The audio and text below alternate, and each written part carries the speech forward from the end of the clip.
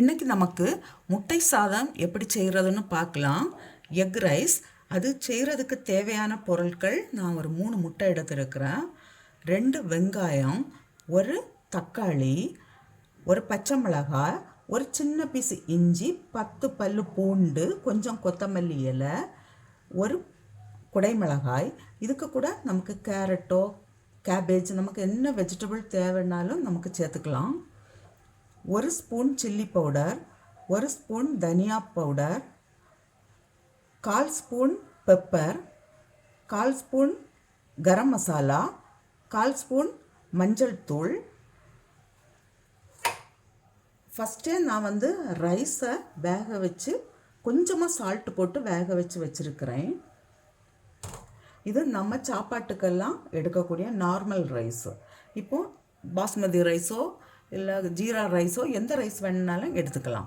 இப்போ நமக்கு செய்கிறதுக்கு ஸ்டார்ட் பண்ணலாம். ஃபஸ்ட்டு இதெல்லாமே நான் கட் பண்ணி எடுக்கிறேன்.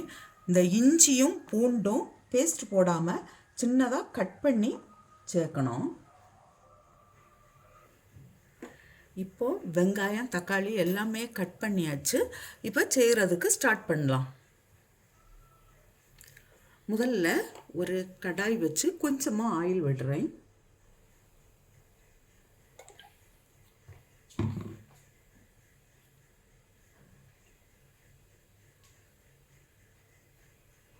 இஞ்சி,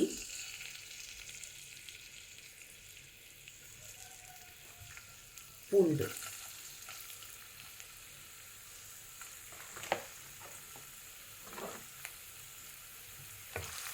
இஞ்சியும் பூண்டையும் கொஞ்சம் நல்லா வதக்கிட்டு நமக்கு வெங்காயம் போட்டு வதக்கலாம்.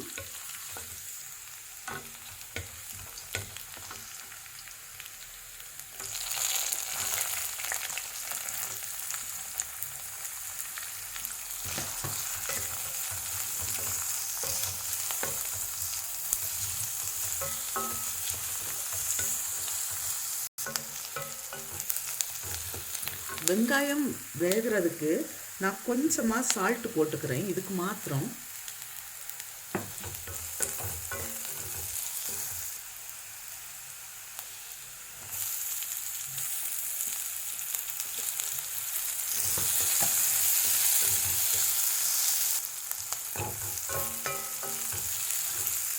இப்போ நான் இந்த மசாலா எல்லாம் போடுறேன்.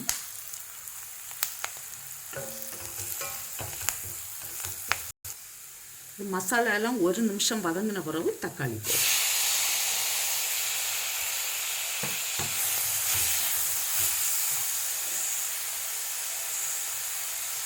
தேவையான அளவு சால்ட்.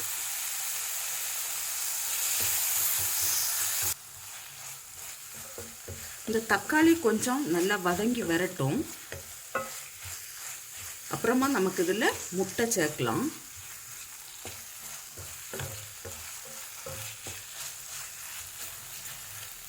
இப்போது இந்த தக்காளி வெங்காயம் இதெல்லாம் கொஞ்சம் சைடில் நீக்கி வச்சுட்டு சென்டரில் நமக்கு முட்டை விடலாம்.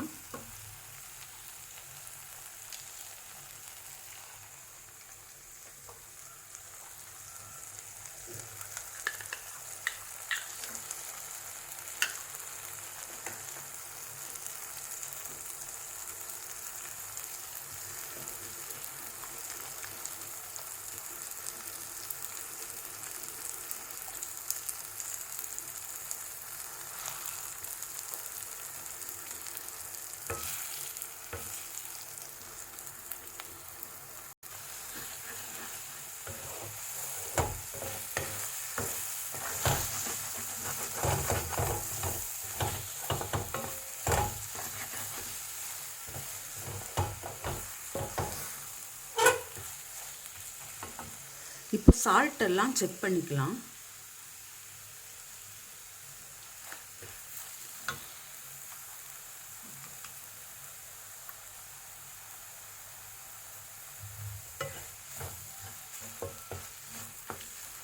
ரைஸ் போட்டு மிக்ஸ் பண்ணலாம். இப்போ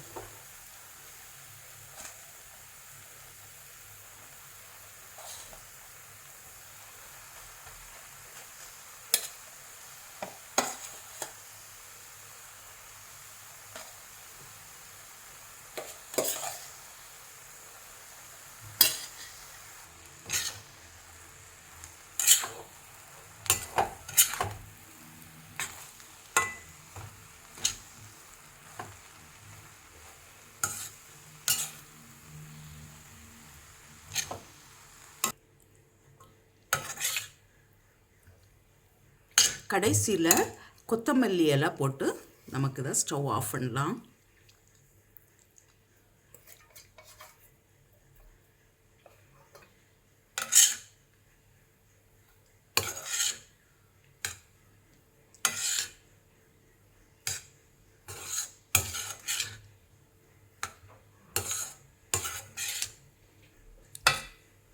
நான் இப்போ ஸ்டவ் ஆஃப் பண்ணுறேன்.